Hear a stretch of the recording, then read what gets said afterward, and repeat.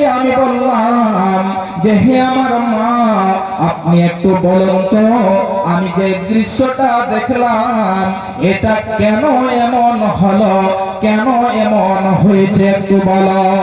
এবারে সেই বুড়ি মহিলাটি বলছে, ওই যে দেখো ওখানে যে বৃদ্ধা বুড়ি মহিলা রয়েছে, ওই মহিলাটি হলো এই ছেলেটির মা।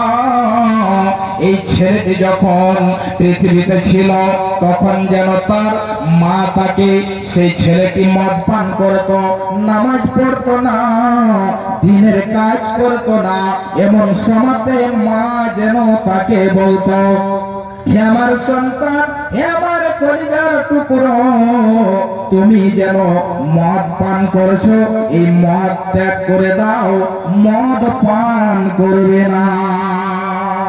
বেটা আমার নামাজ আদায় করো, নামাজ কায়েম করো।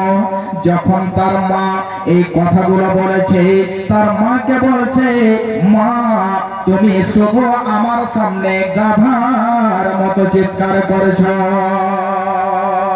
গাধার মতো শুধু আমার সামনে তুমি বলতে থাকছো, মা আমার তুমি এই সমস্ত কাজ, এই সমস্ত কথাগুলো ছেড়ে দাও। যখন এই কথা বলা, ছেলেটি অমান্য করে দিল, স্বীকার করলো না। এবারে ছেলেটি যখন মারা গিয়েছে, তার দাফন কাফন হলো আসরের পরে। এবারে সেই দিন থেকে প্রতিদিন ছেলেটি কবর থেকে উঠে আর 3 বার গাধার মতো চিৎকার করে, আবার যেন সেই ছেলে